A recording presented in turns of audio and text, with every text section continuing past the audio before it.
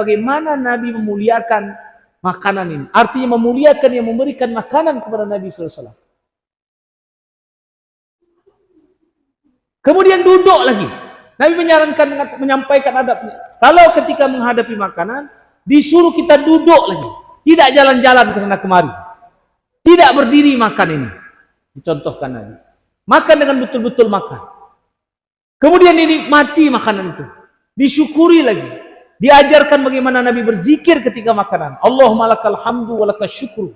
Allahumma lakal hamdu wa lakal syukru. Allahumma lakal hamdu wa lakal syukru. Disuruh berzikir lagi kepada Allah Subhanahu wa taala makan makanan itu. Kemudian disuruh berdoa lagi. Ketika kita menghadapi makanan, disuruh kita berdoa. Lupa kita baca bismillah, disuruh baca bismillah awali wa bil akhir. Allahumma barik lana fima razaqtana wa qina azabannar, lagi dibaca. Kemudian diadabkan Nabi makan ini ketika kita lapar. Dan berhenti sebelum kenyang, kata Nabi sallallahu alaihi wasallam. Makan ini, walaupun kita orang kaya, kata Nabi, walaupun kita beras kita bertonton di rumah, tapi Nabi ajarkan makanlah ketika lapar. Lalu kata Nabi, berhenti sebelum kenyang.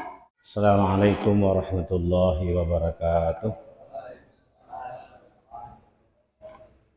Alhamdulillahirabbil alamin. Wal 'aqibatu lil muttaqin ala umuri dunya waddin. Asyhadu an la ilaha illallah wahdahu la syarikalah. Asyhadu anna sayyidana maulana Muhammadin la nabiyya ba'dah. Allahumma shalli wa sallim ala rasulillahil karim sayyidina maulana Muhammadin wa ala alihi wa sahbihi ajma'in. Amma ba'du.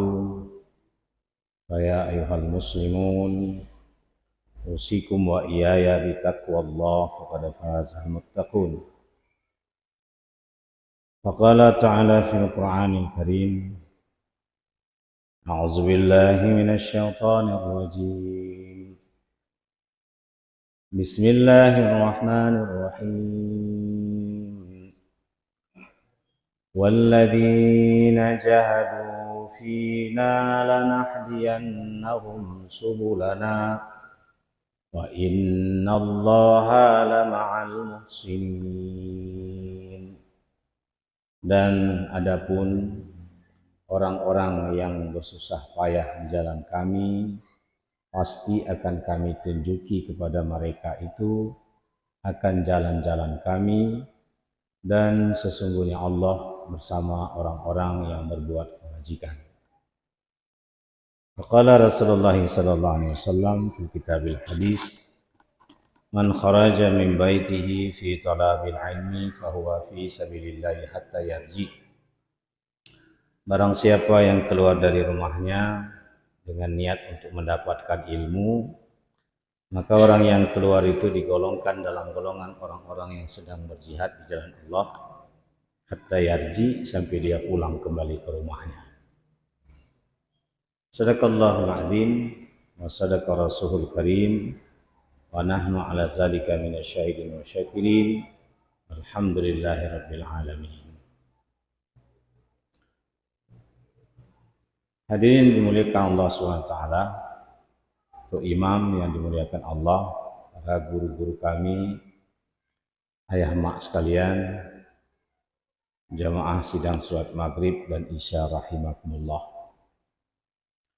Lagi dan lagi kita bersyukur kepada Allah, karena Allah Subhanahu wa taala dengan limpah karunia-Nya masih mempertemukan kita dalam majelis ilmu, di mana Rasulullah telah berjanji orang yang mendatangi majelis ilmu, maka Allah Subhanahu wa taala akan memberi kepadanya rahmat, afiat, kebaikan-kebaikan yang banyak, dan sudah pasti dosa-dosanya akan diampuni oleh Allah Subhanahu wa taala. Salawat dan salam mari sama-sama kita sampaikan kepada junjungan alam baginda Rasulullah sallallahu alaihi wasallam, khataman nabiyyin, penutup segala nabi dan rasul, la nabiyya ba'dah, tidak ada lagi nabi setelah Rasulullah sallallahu alaihi wasallam, dan kita berharap nanti di yaumil qiyamah akan mendapatkan syafaat Rasulullah sallallahu alaihi wasallam. Maka oleh karenanya banyaklah kita belajar mencontoh-contoh apa yang telah dibawa oleh Rasulullah sallallahu alaihi wasallam, baik yang dicontohkan oleh Nabi dengan perbuatannya, dengan ucapannya, maupun dengan takrirnya, dengan diamnya Nabi sallallahu alaihi wasallam. Yang kedua, banyak kita bersalawat kepada Nabi sallallahu alaihi wasallam. Dengan banyak bersalawat kepada Nabi, tanda cinta kita kepada Nabi. Dan Nabi sendiri mengatakan, man shalla alaihi salatan wahidatan sallallahu alaihi wasallam. Barang siapa bersalawat sekali kepadaku, maka Allah Subhanahu wa taala akan memberikan pahala 10 rahmat kepadanya. Allahumma shalli wa sallim wa barik alaihi. Jemaah ini oleh Allah Subhanahu wa taala, dalam beragama ini Bapak Subhanahu wa taala, Allah Subhanahu wa taala telah mengantarkan nabi kita sebagai pemberi suri tauladan, contoh yang paling baik dalam beragama ini. Enggak ada orang yang beragama lebih baik daripada nabi. Sehingga Rasulullah ini menjadi laqad kana lakum fi rasulillahi uswatun hasanah. Dalam mendekatkan diri kepada Allah juga enggak ada yang mengalahkan Nabi sallallahu alaihi wasallam. Maka kalau kita cari cara di luar Nabi ini, maka kita makin jauh kepada Allah Subhanahu wa taala. Maka Nabi sallallahu alaihi wasallam ini mencontohkan cara mendekatkan diri kepada Allah taala itu dengan sunnah yang dibawa Nabi sallallahu alaihi wasallam. Dengan akhlak yang dibawa Nabi sallallahu alaihi wasallam, dengan perbuatannya. Yang perbuatan Nabi ini yang kita mungkin hari ini tidak berjumpa dengan Nabi, setidaknya kita belajar kepada ulama. Karena kata Nabi, al ulama warisatul anbiya. Ulama ini penerusnya para nabi. Jadi ulama-ulama yang telah menulis kitab-kitab yang menyampaikan hadis-hadis Nabi itu menggambarkan bagaimana akhlak Nabi, bagaimana perbuatan Nabi untuk mendekatkan diri kepada Allah SWT. Sebab dalam diri kita ini ada dua unsur. Yang pertama unsur jasmani, yang kedua unsur rohani. Yang kedua unsur ini saling kait-mengkait. Satu sama lain saling bantu-membantu. Makanya Imam Ghazali rahmatullah alaih ini memberikan 4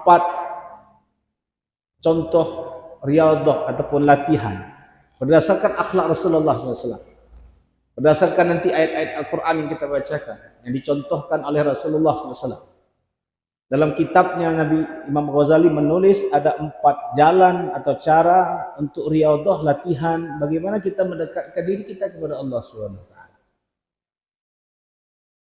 Apa yang pertama beliau tulis? Yang pertama, hendaknya kita untuk mendekatkan diri kepada Allah, cara yang pertama yang kita tempuh, latihan yang perlu kita tempuh adalah belajar bagaimana mengurangi masa makan dan minum kita, menyedikitkan makan dan minum kita. Maka perkara makan minum itu pun Nabi SAW contohkan. Perkara makan ini dalam Quran ditulis Allah Ta'ala, kulu washrabu wa la tusyrifu. Makan minumlah tapi jangan berlebih-lebihan. Allah sendiri menyarankan kita makan minum silakan. Memang alam semesta ini Allah jadikan untuk kita. Semua ada makanan. Tapi perkara makan itu Allah sendiri katakan, carilah makanan itu yang halalan thayyibah. Makanan yang kita konsumsi itu yang pertama halal lagi baik. Sudah halal baik lagi. Karena makanan yang kita konsumsi ini yang kita jadikan makanan itu menjadi tenaga bagi kita. Sehingga para ulama kalau dia nggak bisa bangun tahajud, nggak bisa beribadah dengan sempurna, maka dia akan introspeksi diri, akan muhasabah ini. Apa yang telah masuk ke dalam perutnya ini? Karena makanan-makanan yang haram ataupun makanan yang syubhat membuat kita payah beribadah kepada Allah Subhanahu wa taala. Makanan yang haram ini menyebabkan susah kita beribadah kepada Allah. Makin banyak yang haram yang kita konsumsi, makin payah kita beribadah. Bagi orang yang biasa tahajud, biasa beramal soleh, tiba-tiba dia tertinggal tahajudnya. Payah bangun tahajud. Ini mungkin coba kita cek apa yang telah masuk ke dalam perut kita ini. Ada sebuah kisah diceritakan guru saya. Itu ada seorang muridnya ini mengaji kepada gurunya. Satu hari kata muridnya, "Tuan, saya ini ingin menjamu Tuan makan di rumah saya." Kata gurunya, "Nggak usah lah, tapi saya kepingin Tuan makan di tempat saya ini." Kata gurunya, "Nggak apa-apa, lain-lain kali saja, nggak masalah. Ini sore nanti saya akan makan di tempat. Tapi kamu ini maaf ini, pekerjaanmu nggak jelas ini artinya. Kerjaan di terminal, kadang-kadang uangnya tuh maaf cakap ada yang ngumpang-ngumpas orang, maaf cakap gitu. Kerjanya serabutan yang di tempat terminal, kadang-kadang mengambil pajak sana, mengambil pajak sini." Kata muridnya ini, "Enggak, ini Tuan Guru, saya memang cari makanan yang betul-betul uang hasil keringat saya. Nggak ada kompas-kompas orang ini. Nggak ada nih poklek-poklek orang. Saya memang makanan halal nih. Tapi nggak, karena nggak enak," kata gurunya, "bolehlah. Ini saya nanti buka puasa nanti malam di tempat kamu lah. Buka puasa makannya nih, maghrib nih. Saya nggak makan di mana, buka puasa tempat kamu." Maka muridnya ini udah berusaha dalam sebulan itu mencari uang yang halal dari hasil keringatnya. Nah, disimpannya. Pas hari H mau kedatangan tamu gurunya ini, maka dikasihlah uang belanja sama istrinya. "Nanti belanja pakai uang ini ya, jangan pakai uang lain." Kata suaminya ini kepada istrinya. "Baik," kata istrinya. Maka ketika hari H, pagi hari itu istrinya udah ambil uang yang dicari secara halal oleh suaminya ini, belanja ke kedai. Di tengah jalan uangnya itu jatuh. Jatuh duitnya. Karena dia bingung, acara sudah siang mau masak, pulang lagi ke rumah, dia ambil duit yang ada di rumah, duit lain.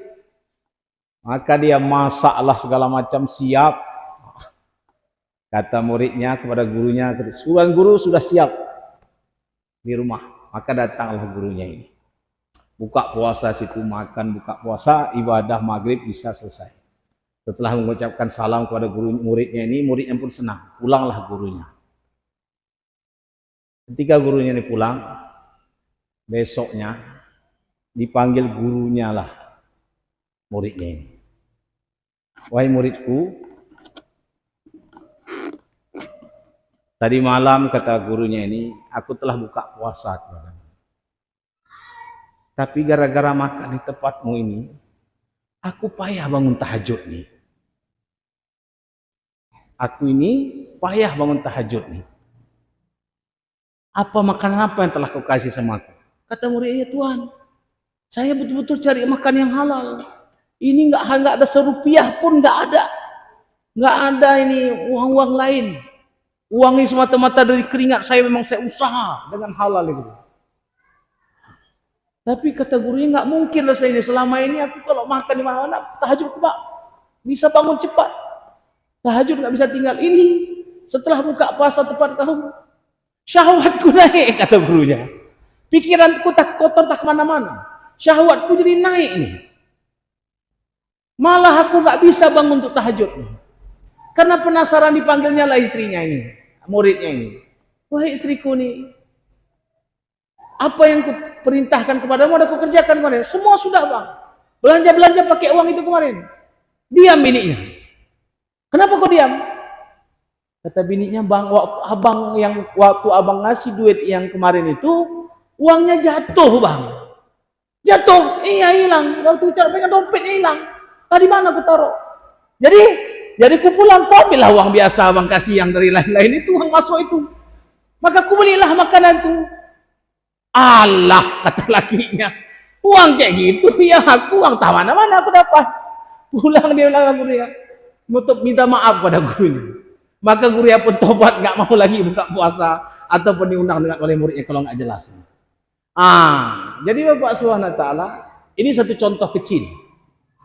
Ya, contoh kecil yang barangkali walaupun kita cerita seorang guru kepada muridnya yang bisa kita ambil sebagai iktibar, tapi makan minum ini Pak menyebabkan kita payah beribadah kalau dia nggak jelas sumbernya. Makanya Nabi SAW perkara makan ini sangat ditekankan betul. Sangat ditekankan betul. Nabi kalau makan minum itu pakai adab dia. Bagaimana pakai adab? Salah satu adab dalam makan minum ini, Nabi kalau makan minum menghadapi makanan ini berpakaian rapi. Kemudian menutup kepalanya lagi.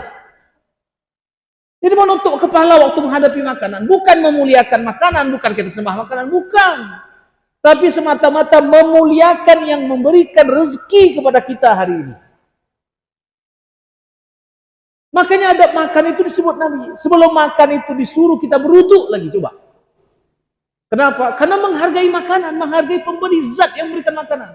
Sebutir makanan yang kita makan itu, beras yang kita makan itu perlu pengolahan, pengorbanan yang besar sekali. Coba lihat bagaimana petani mengolah tanahnya dulu. Habis diolah tanah, ditajak lagi. Habis ditajak, ditabur benihnya lagi. Habis ditabur, ditanam lagi. Habis ditanam, dituak apa lagi? Dipupuk. Habis dipupuk, dijaga burungnya lagi. Habis dijaga burungnya, dipotong lagi. Habis dipotong, dijemur lagi. Habis dijemur, dibawa ke kilang padi lagi. Habis di kilang padi, baru bisa dimasak lagi dulu. Siap dimasak baru dihidangkan. Coba tengok coba. Maka itulah kalau waktu kita menghadapi makanan, walaupun dia sebutir makan Nabi, kalau jatuh makanan itu, walaupun sebutir jatuh, kalau belum kotor diambil, ditiup, ditaruh, dimakan lagi. Kalau lupa membaca bismillah, disuruh ulang lagi. Bismillahi awali wabil akhiri. Coba tengok itu, menandakan bagaimana Nabi memuliakan makanan ini. Artinya memuliakan yang memberikan makanan kepada Nabi SAW. Kemudian duduk lagi. Nabi menyampaikan adabnya. Kalau ketika menghadapi makanan, disuruh kita duduk lagi. Tidak jalan-jalan ke sana kemari.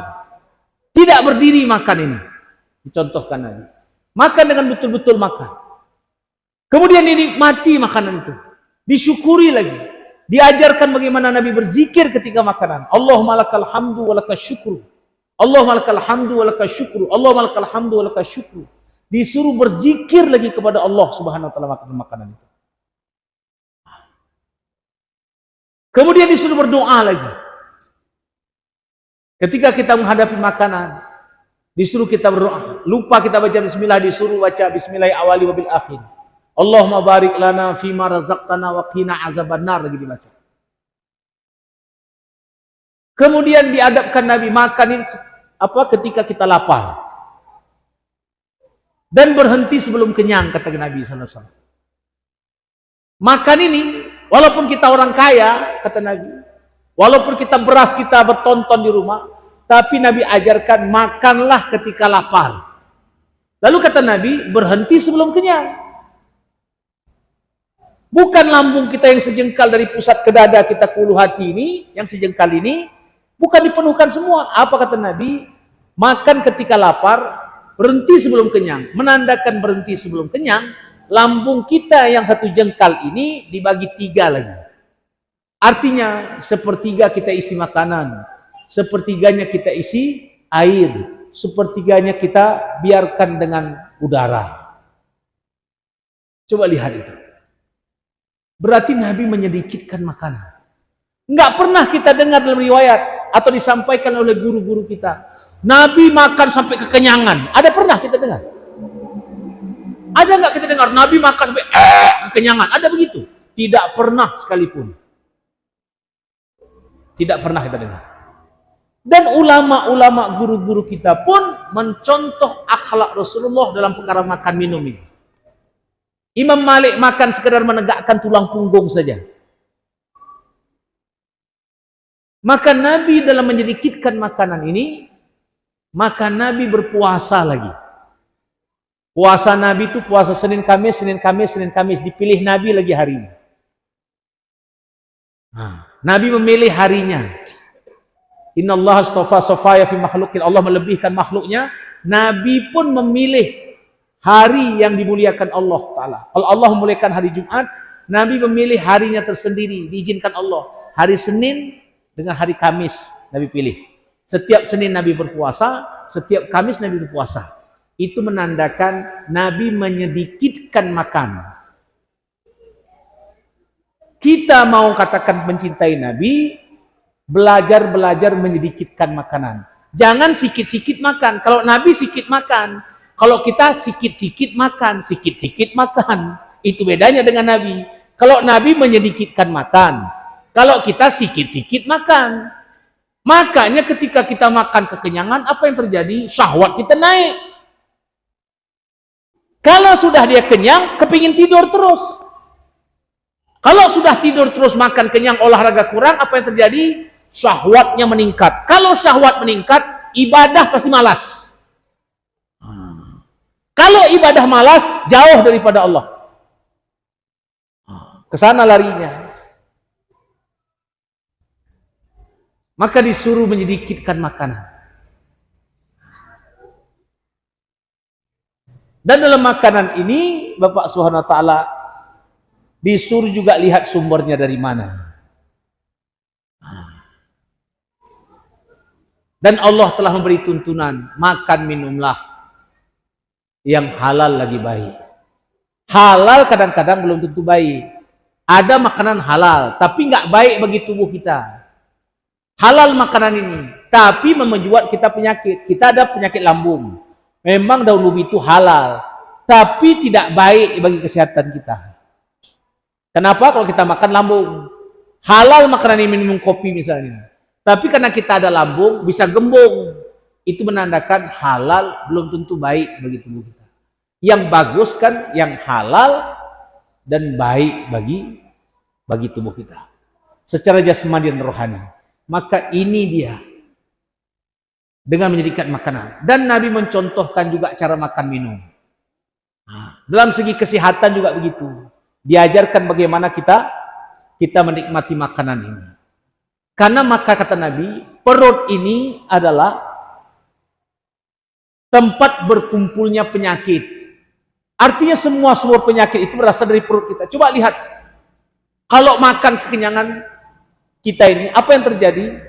Kalau kita makan sampai kekenyangan, sampai ke ulu hati kita, sejengkali kita penuhkan semua dengan makanan, apa yang terjadi dengan kita?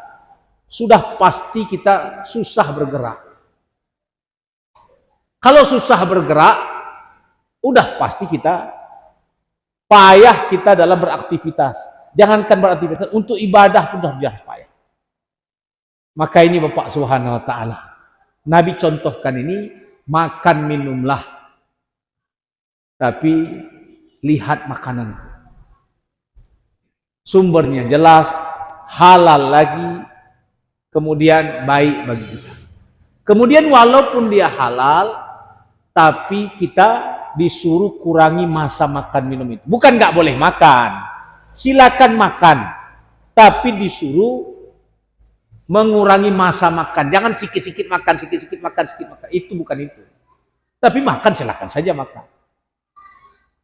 Tapi kalau bisa untuk mendekatkan diri kita supaya enak beribadah, kita kurangi makan. Lebih sering kita mengosongkan perut kita. Supaya apa? Karena orang yang sering mengosongkan perut karena Allah, pikirannya akan cerdas. Maka anak-anak hafiz Quran itu, kalau dia mau cerdas, mau dia cepat hafalan, itu disuruh puasa dia, mengosongkan perutnya. Senin Kamis dia berpuasa. Selain dia dapat pahala, maka ini anak-anak otaknya lebih cerdas. Orang yang sering melaparkan perutnya itu, maka otaknya lebih jenius. Ini yang pertama Bapak Subhanahu wa Ta'ala. Maka menyedikitkan makanan itu. Karena dari perut ini sumber daripada segala penyakit. Dan dari kekenyangan makan inilah yang menyebabkan kita menjadi malas dalam beribadah. Ini yang pertama. Yang kedua, jamaah sidang pengajian rahimakumullah. Bagaimana latihan kita supaya bisa kita mendekatkan ibadah kita kepada Allah menjadi lebih dekat cara menuju kepada Allah Subhanahu wa Ta'ala. walaupun diberikan nikmat yang banyak oleh Allah Subhanahu wa taala. Yang kedua, menyedikitkan masa tidur dan istirahat kita ini. Kita hari ini Bapak Subhanahu wa taala terbolak-balik kehidupan kita. Kita hari ini tidurnya agak lambat. Tidurnya sampai jam-jam kecil. Maka payah kita bangun ketika tahajud. Padahal kita disuruh bergadang. Bergadangnya artinya bersunyi-sunyi diri kepada Allah ketika di jam-jam sepertiga malam yang kecil itu. Supaya kita bisa bangun di sepertiga malam yang kecil itu, disuruh kita untuk bagaimana mengurangi tidur kita, masa tidur kita. Artinya lihat bagaimana contoh Nabi SAW dalam tidur ini. Apa itu? Nabi melarang kita tidur pagi dengan tidur sore hari. Nabi mencontohkan tidur itu qailula namanya. Sebelum zuhur sejenak, ba'da zuhur sejenak. Supaya apa? Supaya tidur kita itu bisa untuk tahajud. Tidur siang itu sunnah Nabi salah satunya. Tidur siang itu namanya qailula dalam Islam. Jadi tidur siang ini menjelang zuhur sejenak tidur, menjelang zuhur tidur sejenak, kemudian ketika zuhur kita bangun lalu sholat, habis zuhur kalau kita mau istirahat silakan, menjelang asar kita bangun. Itu menyebabkan tidur qailula ini menyebabkan kita mudah bangun ketika tahajud malam. Disuruh kita bersunyi-sunyi diri dengan kepada Allah Subhanahu wa taala di sepertiga malam yang akhir, disuruh kita bergadang dengan Allah Subhanahu wa taala. Kita ketebalik hari ini.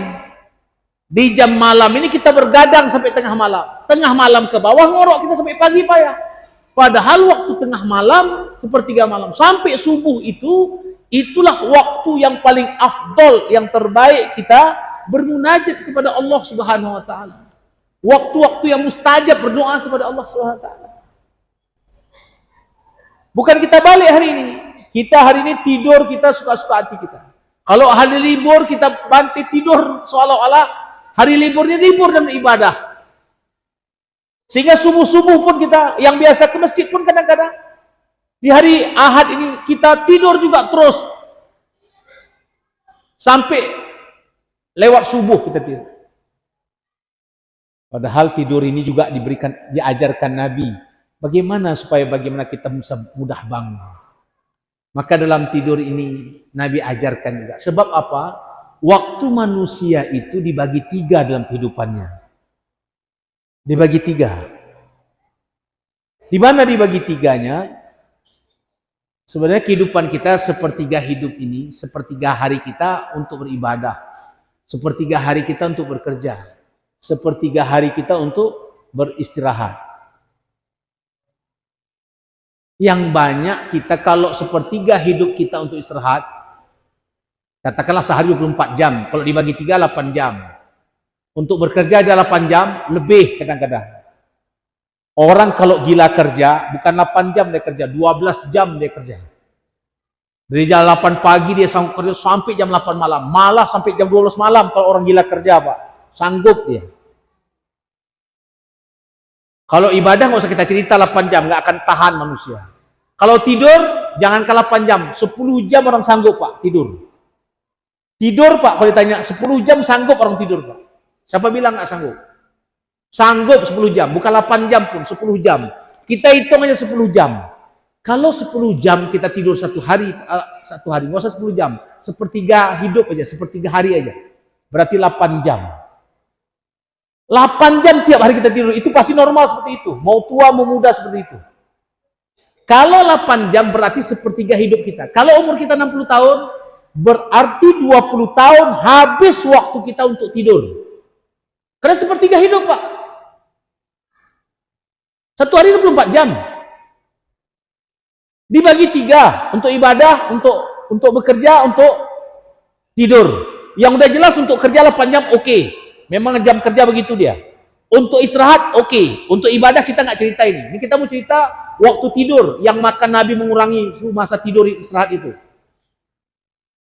Kalau sepertiga hidup kita habiskan dengan istirahat, berarti kalau bapak-bapak yang umur 60 tahun hari ini, berarti 20 tahun habis dengan tidur. Kalau tidurnya macam tunggul kayu, nggak ikut cara dicontohkan Nabi, berarti tidurnya itu tidur sia-sia, nggak ada manfaat apapun, hanya sekedar tidur saja. Hanya sekedar tidur saja.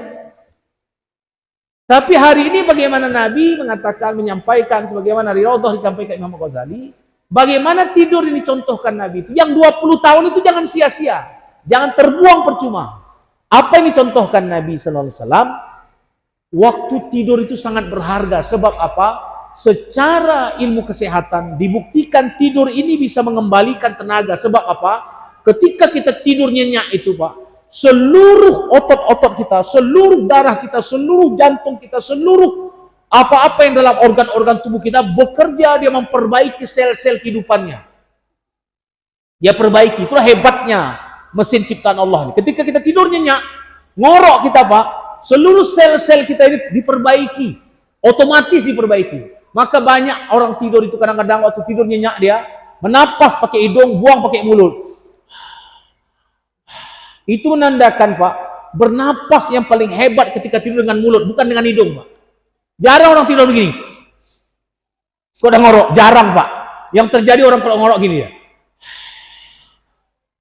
Itu menandakan sel-sel tubuhnya sedang memperbaiki organ-organ tubuh ini semua.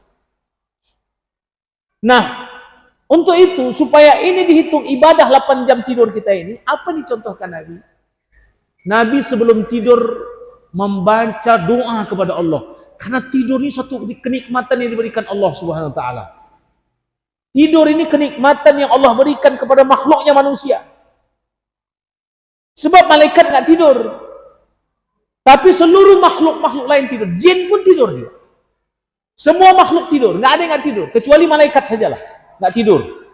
Karena dia beribadah. Makanya orang yang banyak zikir kepada Allah, maka nanti akan datang sifat malaikat kepadanya. Malaikat enggak tidur. Maka orang yang rajin berzikir kurang tidur dia, Pak. Kalau kita rajin beribadah zikir kepada Allah, saking lezatnya zikir itu bisa menyebabkan kita kurang tidur dan kita enggak ngantuk pun. Maka kalau ada orang belajar tauhid, belajar ilmu tasawuf atau belajar ilmu fikih yang dia hobi dengan ilmu itu, kadang sampai tengah malam sanggup dia melek. Sebab apa? Karena memang sifat malaikat datang kepadanya. Orang yang rajin berzikir kepada Allah Subhanahu wa taala, datang sifat malaikat kepadanya. Apa salah satunya? Malaikat tidak makan. Maka orang yang rajin berzikir pun bisa mengurangi makan. Maka nanti di akhir zaman ketika Dajjal turun, maka orang beriman, sumber-sumber makanan dikuasai Dajjal. Apa makanan orang beriman ini? Makanan orang beriman ini zikrullah. Karena zikrullah bisa menyebabkan orang tidak lapar. Salah satunya. Maka Bapak yang mulia, ibu-ibu rahimakumullah, maka Nabi ketika menjelang mau tidur, Nabi itu membaca Al-Quran. Para ulama bagi tahu kepada kita, setidaknya kita baca 30 ayat. Yang paling dilazimkan dibaca surah Al-Muluk atau Hamim Sajadah. 30 ayat dia. Membaca 30 ayat. Kalau enggak Hamim Sajadah, surah Al-Muluk. Kemudian sebelum tidur Nabi membaca 3 kul. Kul wallahu ahad, kul a'udzu falaq, kul a'udzu birabbin nas. Membacakan. Kemudian Nabi berdoa kepada Allah. Berdoa dalam sebelum tidur. Allah bismika Allahumma ahya wa amut. Kemudian dalam tidur Nabi juga, Nabi mengajarkan kepada kita dengan contohnya bahwa tidur terbaik itu adalah kalau dia mereng ke sebelah kanan. Telentang boleh, tapi kalau ke kiri itu memberatkan jantungnya. Sebab jantung kita ini lebih berat ke sebelah kanan dia. Jantung kita lebih berat ke sebelah kiri dia. Kalau kita mereng ke kiri, menjepit jantung kita sehingga dia agak susah berat dalam mengedarkan berputarnya darah dalam seluruh tubuh kita. Maka Nabi kalau tidur lebih banyak berat ke kanan. Supaya apa? Memudahkan pompa jantung mengirimkan darah ke seluruh tubuh kita. Dicontohkan oleh Nabi sallallahu alaihi wasallam. Kemudian Nabi sallallahu alaihi wasallam ya, ketika tidur ini ya, dalam tidur, walaupun Nabi dalam sifat Nabi kita tahu Nabi matanya saja tidur, tapi hatinya terjaga kepada Allah. Itu sifat Nabi, akhlak Nabi. Yang mukjizat yang diberikan Allah kepada Nabi, matanya tertidur tapi hatinya hidup berzikir kepada Allah.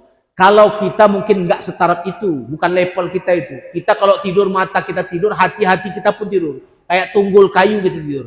Tapi setidaknya kita belajar bagaimana Nabi memulai tidur itu. Maka ketika kita tidur, sebagaimana dicontohkan Nabi tadi, maka kita berdoa kepada Allah supaya Allah bisa membangunkan kita di sepertiga malam untuk kita bisa bersunyi-sunyi diri dengan kepada Allah, bisa merayu-rayu Allah, bisa bermunajat kepada Allah, minta kepada Allah. Karena kalau kita minta kepada Allah, ud'un istajib lakum, Allah akan kasih itu. Apa yang kita minta, Allah akan kasih. Jangankan yang baik, yang buruk pun kalau kita minta dikasih Allah. Karena sifat Rahman Rahim Allah Subhanahu wa taala. Jangankan orang Islam, orang kafir pun kalau minta dikasih Allah. Karena sifat Rahmannya itu. Maka minta kepada Allah supaya Allah bisa membangunkan kita di sepertiga malam. Maka ketika kita bangkit dari tidur kita, diajarkan lagi Nabi bagaimana Nabi berdoa, tanda syukur kepada Allah. Alhamdulillahilladzi ahyana ba'da ma amatana ilaihin nusyur. Dan bagaimana Nabi mencontohkan ketika bangun dari tidur untuk segera berwudu. Sebab kata Nabi, setan mempunyai jaring-jaringnya. Setan mengatakan kepada kita, masih lama pagi itu, masih lama pagi itu, tidur lagi, tidur lagi. Maka kalau dia bangkit dari tidurnya, putus satu jaring. Kalau dia mengambil wudu, putus dua jaring. Kalau dia mulai takbiratul ihram, maka putus 3 jaring setan dan larilah dia. Maka itulah sebabnya kenapa para ulama, para guru-guru kita ini, yang ahli riyadhah ini, latihan ini mengajarkan, disuruh kurangi kepada kita masa tidur dan istirahat. Artinya tidurlah sesuai dengan porsinya. Maknanya apa? Jangan paksakan diri kita ini, yang malam ini Allah bilang di Quran, malam itu al-yauma subata. Malam itu untuk tidur, bukan untuk beraktivitas. Datang kita gunakan malam ini yang seharusnya habis Isya, katakanlah sampai jam 9, jam 10 itu untuk istirahat. Kita paksa tubuh kita ini bekerja sampai jam 1 malam, sampai jam 2 malam lagi malah kadang-kadang. Dan bukan semalam aja, bermalam-malam begitu kita buat. Kita paksa dia. Justru di saat waktu yang terbaik untuk tidur itu, kita paksakan dia bekerja. Di saat tidak baik untuk istirahat, kita suruh dia istirahat. Subuh kan nggak baik istirahat itu. Nabi nggak mengajarkan ketika ba'da subuh kita tidur, enggak. Nabi juga nggak maksakan kita tidur sebelum asar, enggak. Enggak, tapi disuruh Nabi kalau mau tidur pun tidurlah cara Nabi. Bagaimana tidur qailullah menjelang zuhur sejenak, ba'da zuhur sejenak. Kenapa? Karena itu akan berpengaruh bagi metabolisme tubuhnya. Itu yang kedua, Bapak Subhanahu wa taala. Jalan riyadhah ataupun latihan bagaimana kita bisa mendekatkan diri kepada Allah dengan cara mengurangi daripada dua perkara ini. Sehingga apa? Jasmani kita mudah diajak untuk bermunajat kepada Allah, mendekatkan diri kepada Allah Subhanahu wa taala. Yang ketiga, jemaah dimuliakan Allah Subhanahu wa taala, mengurangi yang ketiga ini cakap yang sia-sia. Jadi yang ketiga ini disuruh kurangi cakap sia-sia. Sebab apa? Al-fitnatu asyaddu minal qatl. Lidah kita ini Bapak Subhanahu wa taala, cakap ini kata Nabi dijaga baik-baik. Sebab apa? Karena kata Nabi, diam itu lebih baik kecuali berbicara itu untuk dakwah. Bicara itu selain yang baik, kalau bukan untuk dakwah, bukan mengajak kepada kebaikan, kata Nabi, lebih baik diam. Diam itu emas, cakap itu perak. Kalau hanya untuk digunakan cakap itu untuk hal yang sia-sia, maka kurangi cakap. Maka Nabi kalau berbicara singkat, padat, tepat. Maka Nabi coba lihat dalam sunnah-sunnah Nabi, sunnah ucapannya, sunnah kaulnya, cakap Nabi coba kita lihat dalam hadis-hadis Nabi. Selain singkat, apa yang disampaikan Nabi tepat dan bisa dimaknai, bisa bermanfaat. Artinya cakap kita ini dikurangi hal-hal yang mengarah kepada kesia-siaan. Yang sia-sia aja dikurangi, bagaimana lagi dengan cakap bohong? Bagaimana lagi dengan cakap dusta yang selalu kita tebarkan? Bagaimana lagi dengan fitnah? Padahal al-fitnatu asyaddu minal qatl. Bagaimana hari ini cakap kita itu yang kita kirim ke WA kita, yang kita kirim melalui postingan-posting kita, yang kadang-kadang banyak sekali berita bohong hari ini. Banyak sekali berita bohong. Yang kita kalau belajar kita buka, maaf ini Pak, kita semua punya gadget Android yang kita bisa buka secara online. Kalau kita lihat hari ini, mana berita benar, mana berita bohong, kita nggak tahu lagi membedakannya. Karena bungkusnya sangat rapi. Antara yang bohong dengan yang bukan bohong, kita nggak bisa bedakan. Sekarang hari ini, kalau cakap yang betul, bungkusnya nggak bagus, kita kira cakap itu dusta. Kita kira cakap itu nggak betul. Hari ini yang bohong itu dibungkus rapi, sehingga seolah-olah di akhir zaman ini, yang betul kita dengar seolah-olah menjadi tidak betul, yang tidak betul menjadi betul. Sehingga hari ini kita nggak tahu membedakannya, mana yang betul sebenarnya berita ini. Apa sebab? Sebab hari ini kita sudah terbiasa dengan dusta, sudah terbiasa dengan berita-berita bohong kita sebarkan. Padahal jangankan berita bohong, cakap yang sia-sia saja tidak ada manfaat.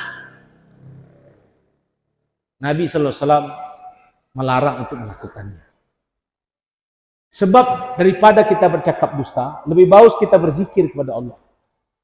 Satu hari diceritakan ketika manusia dimasukkan surganya oleh Subhanahu wa taala. Maka ada tingkatan-tingkatan surga. Satu orang hamba Allah duduk di tingkat bawah, di atasnya ada satu tingkat. Maka meneteslah satu tetes air. Meneteslah air yang di atas tingkat surganya ke bawah. Waktu dirasakannya, terasa lebih manis, yang lebih manis daripada air yang ada di surganya. Dia tanya ke malaikat Ridwan, wahai malaikat Ridwan, apa kelebihan orang di atas itu? Apa amalnya sehingga Allah muliakan dia di atas itu? Apa kata malaikat Ridwan? Sebenarnya kelebihannya nggak banyak. Cuma lebih dari kamu satu zikir saja. Lebihnya satu zikir saja. Dia lebih satu zikir daripada kamu. Kamu mungkin 32 kali, dia mungkin zikir 33 kali. Satu zikir saja, di sisi Allah surganya satu tingkat lebih baik. Begitu dahsyatnya. Maka gunakan lisan kita hari ini, Bapak Subhanahu wa taala, untuk banyak berzikir kepada Allah daripada cakap sia-sia. Daripada cakap sia-sia, lebih baik kita diam, kata Nabi. Yang terakhir, karena azan telah berkumandang, disuruh kurangi supaya kita bisa riyadhah, latihan mendekatkan diri kita kepada Allah, ya, banyak bergaul kepada makhluk sehingga kita hanya berharap kepada Allah, bergantung kepada Allah, meminta hanya kepada Allah. Kita hari ini barangkali karena banyak kali teman kita nggak yakin kepada Allah. Seolah kita bilang, alah kalau nggak ada duit aku pinjam aja kawanku, tolongnya aku nih, dia bisa bantu aku. Seakan-akan nggak ada Allah situ. Padahal riyadhah salah satunya dilarang kita hari ini, dikurangi bagaimana kita belajar meminta hanya kepada Allah, bergantung hanya kepada Allah, memohon hanya kepada Allah, berharap hanya kepada Allah. Kurangi meminta kepada makhluk, kurangi mengharap kepada makhluk, kurangi minta kepada makhluk. Inilah 4 riyadhah ataupun latihan bagaimana kita belajar mendekatkan diri kita kepada Allah Subhanahu wa taala. Mudah-mudahan ada manfaatnya. Karena azan telah berkumandang. Kepada Allah saya mohon ampun, kepada jemaah saya mohon maaf. Subhanallah wa bihamdihi, subhanakallah wa bihamdika, asyhadu an la ilaha illa anta astaghfiruka wa atubu ilaik. Assalamualaikum warahmatullahi wabarakatuh.